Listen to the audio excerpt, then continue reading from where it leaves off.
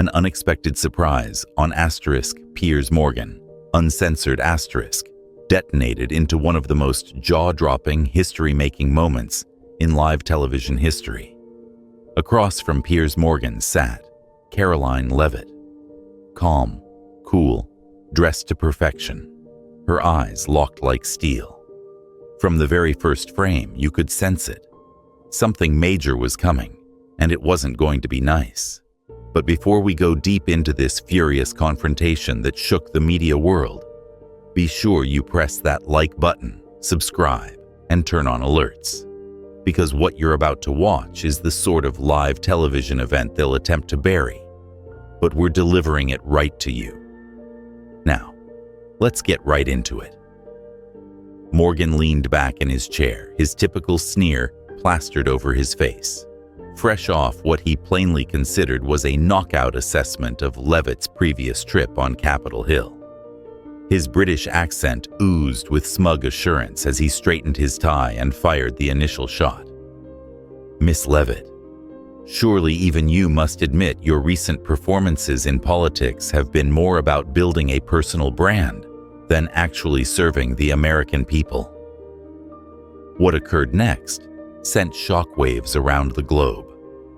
Without skipping a beat, Karoline went inside a slick leather folder, brought out a crisp legal paper, and put it solidly on the table in front of him with purposeful calm.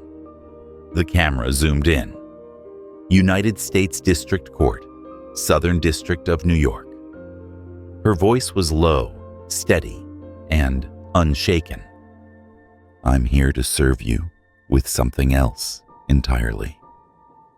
Then came the stomach hit. You've just been served with a $20 million defamation lawsuit live on your own show. 5 seconds of quiet followed, a hush so dense you could hear the strain crackle. Morgan's expression glitched between astonishment, incredulity, and then full-blown fear. In less than 2 days, the clip showing his frozen jaw gathered up millions of views online. For years, Piers Morgan had flourished in turmoil. Former tabloid editor, ex-America's Got Talent * judge, master of provocation * Piers. Morgan uncensored. * has become his own battleground to jab at American politics, especially conservative rising talents like Karoline Leavitt. His style was cutting, interruptive, meant to corner and embarrass. But this time, the hunter became the prey. For 6 months straight, he fixed his sights on Karoline, taunting her, labeling her a fake, questioning her every move. But then Morgan went too far.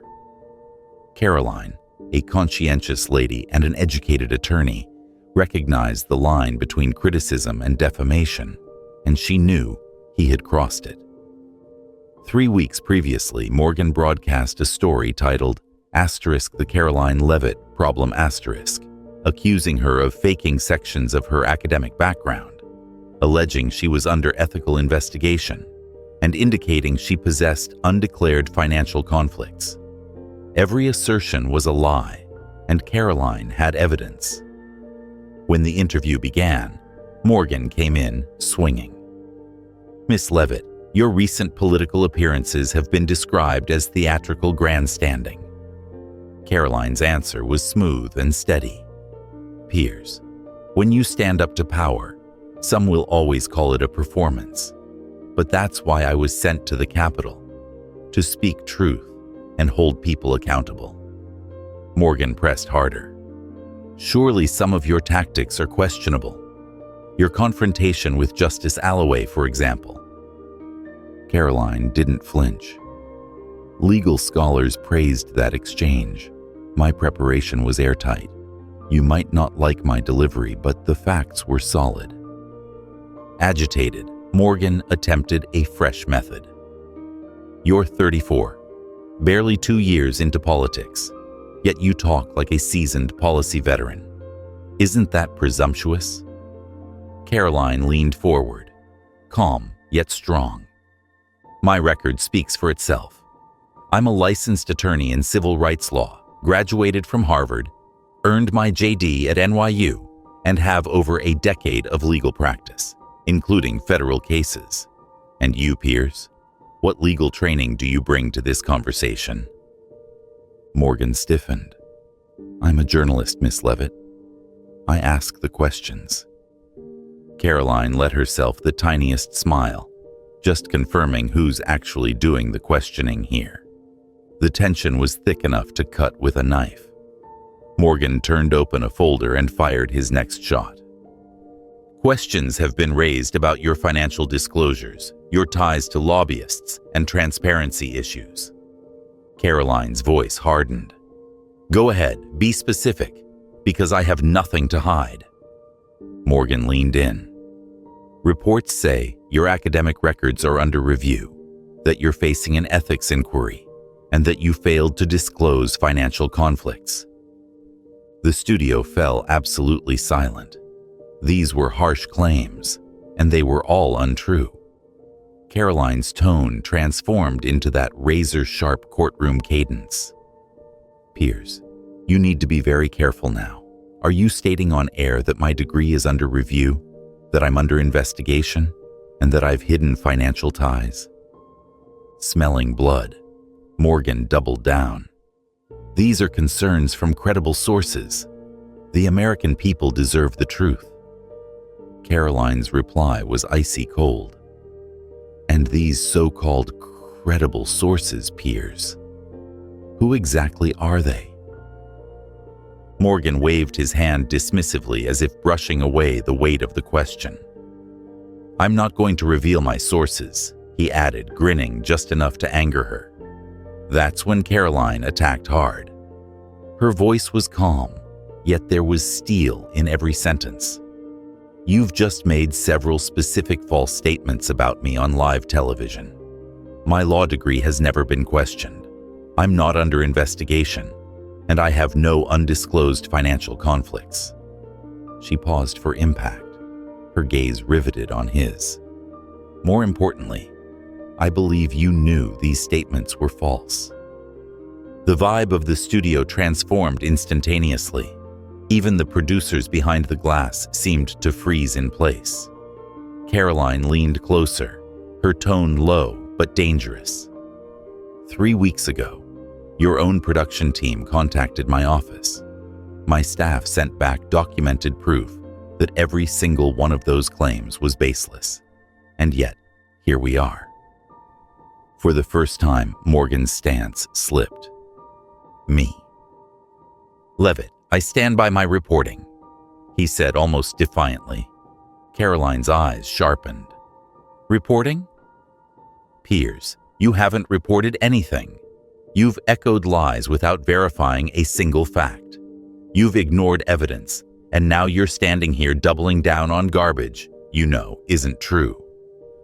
The tension was electric. Morgan attempted to interrupt. "Now hold on, just a minute." But Karoline raised her voice for the first time. She didn't yell. She didn't need to. Her voice slashed through the air like a razor. "No. You hold on, Piers. For months, you've made false statements about me. You've questioned my qualifications, my integrity, my honesty, without a shred of factual basis." Then, with slow, deliberate motions, she reached into her briefcase again. Every eye in the room followed her hand. "You want to talk about accountability?" she asked, her voice firm. She brought out another folder, thicker, heavier. "Let's talk about yours."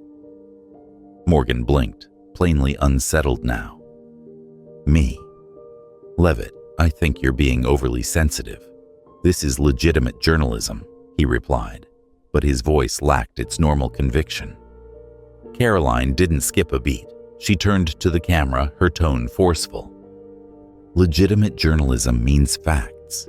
It means checking sources. It means giving people a chance to respond. And when you get it wrong, it means correcting the record." She flicked up the folder, displaying a clean stack of printed pages. "I've got the receipts, Piers. Transcripts, emails, every false statement you've made. Every moment your team was handed the truth and chose to ignore it. The producers were in panic now, rushing, muttering, signaling urgently through the glass. But Karoline was unstoppable. And more than that, she said, "I have evidence showing you made these statements with actual malice. That means you either knew they were false or you simply didn't care." Morgan attempted one final reply. "Miss Leavitt, I understand you're upset, but threatening legal action on air is not appropriate." Karoline's gaze focused on his. "I'm not threatening anything, Piers." She reached into her briefcase one more time, her motions precise. "I'm taking it." She placed the document on the desk with a precise touch.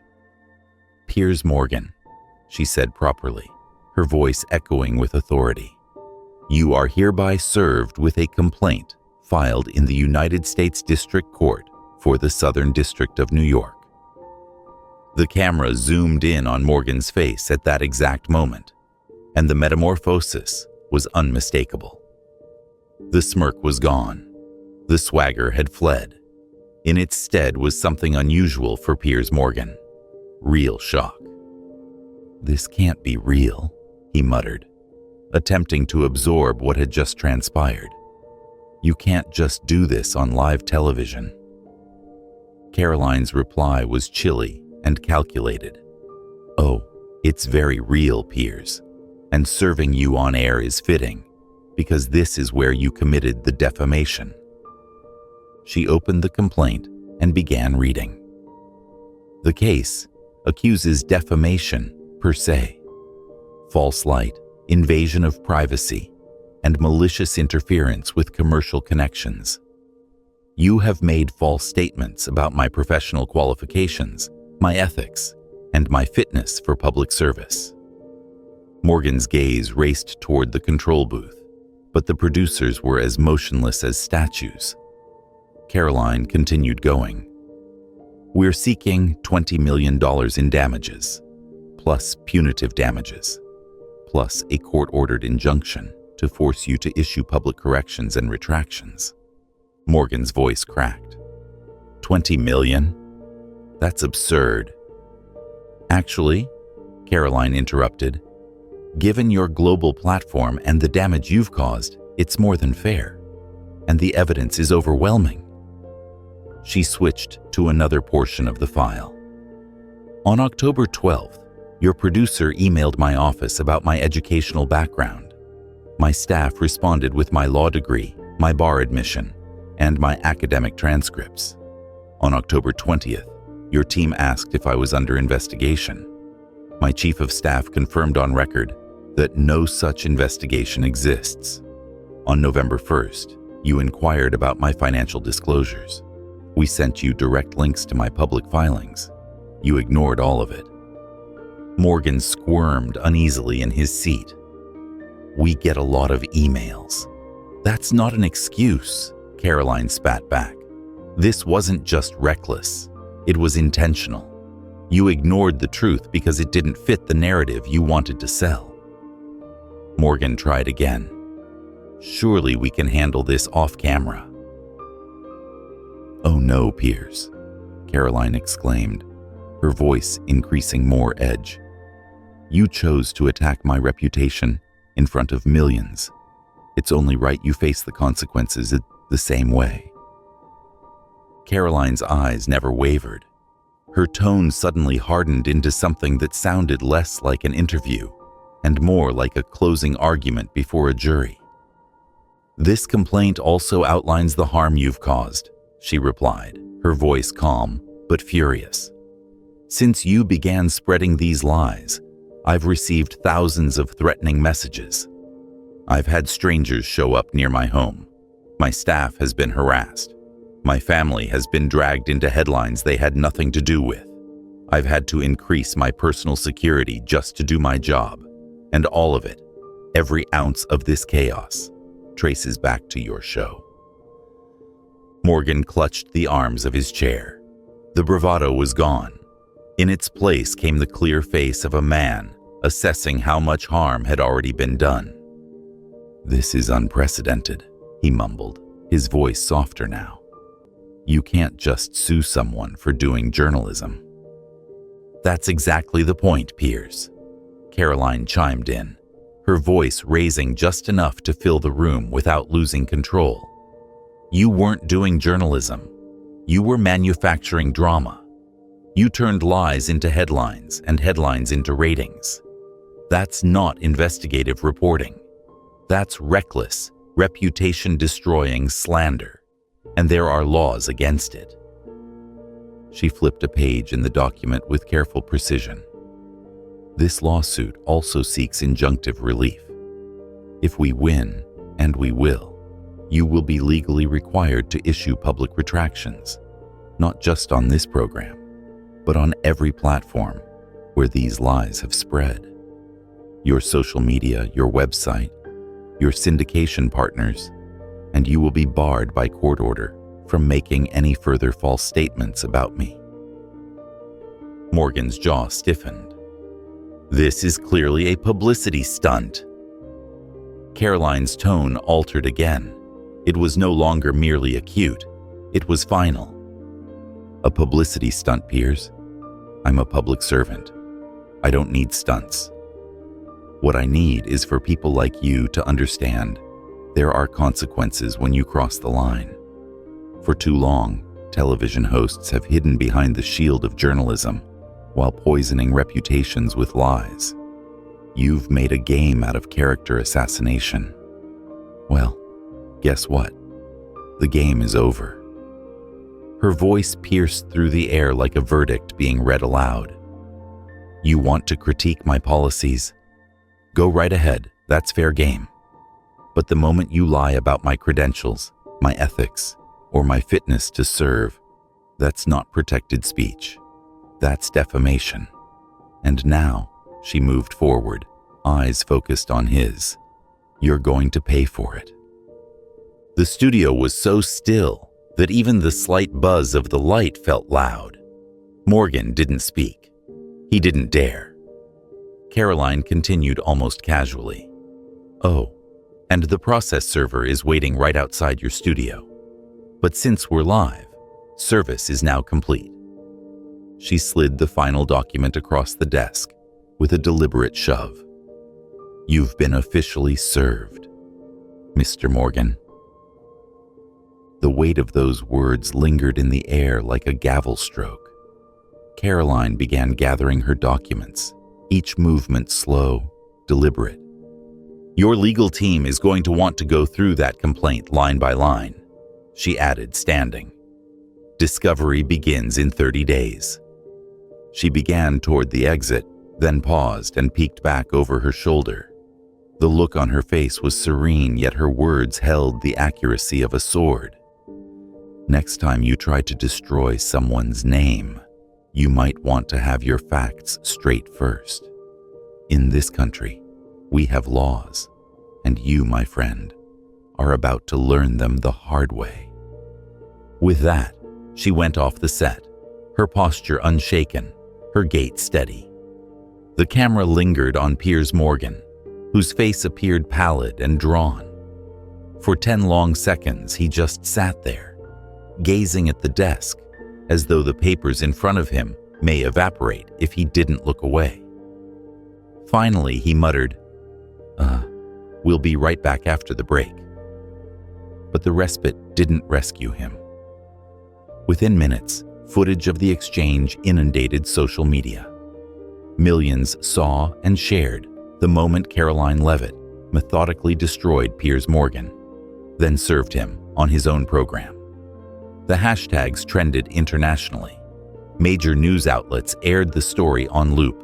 A Harvard law professor wrote, "This is how you handle defamation in the digital age: preparation, precision, and public accountability." Even in the UK, where Morgan had built a lengthy career, the headlines were harsh. Asterisk The Guardian asterisk termed it a rare and terrible reversal. Asterisk The Times of London asterisk wrote, "Morgan's downfall is a case study in everything broken about today's media culture." The blowback was fast and expensive. Legal analysts tore up Morgan's defense on television. Stock of talk TV plummeted 14% after hours. Advertisers discreetly suspended contracts. Within days, Morgan's following count fell by over 500,000. Inside the network, anarchy prevailed. Emergency board sessions continued late into the night. Senior executives pondered whether Morgan was now a burden too big to maintain. The complaint didn't simply identify him. It mentioned the network, making them equally accountable for possible harm. If they lost, they may be on the hook for the whole $20 million and probably more in punitive penalties. Public opinion was changing quicker than anyone imagined. Karoline's office was overwhelmed with over 100,000 notes of support from throughout the country. Law students, veterans, working families, all admiring her cool but firm takedown. For them, it wasn't about partisan politics. It was about principle. 3 months later, Morgan's legal team moved to dismiss the lawsuit, alleging his words were opinion. But Karoline's attorneys submitted a scorching reply, filled with damaging audio recordings from within Morgan's own production meetings. In one tape, Morgan's voice could be heard stating, "Yeah, that claim probably isn't true, but it'll make good TV." Worse, lawsuit filings indicated that network management knew some of the statements were fraudulent before they aired and opted to run them regardless for ratings. That discovery blasted the case wide open, generating new lawsuits and government probes in both the US and the UK. The fallout was worldwide. 6 months after the broadcast, a major survey indicated 72% of respondents supported legal action against media personalities who propagated misleading material. The societal change was evident. Public personalities were no longer brushing off falsehoods from strong hosts. They were fighting back with facts, with attorneys, with the law. By the end of the year, Piers Morgan's show was gone. His credibility collapsed. The stage he had used to corner and humiliate people has been stolen from him altogether. Talk TV secretly resolved the complaint for an unknown fee, made a thorough public apology, and published written retractions across all media. Karoline didn't gloat. She didn't embark on a victory tour. Instead, she pushed forward, becoming as one of the most poised, strategic, and effective public leaders of her time. Her case became essential reading in journalistic ethics and defamation law schools worldwide. Professors termed it a turning moment. Students examined every frame of the telecast. And in a media context where lies frequently circulate quicker than reality, this case conveyed a clear, resounding message. Careless journalism has repercussions, and sometimes the truth doesn't merely speak. It strides into the room, looks you in the eye, and delivers you the lawsuit yourself.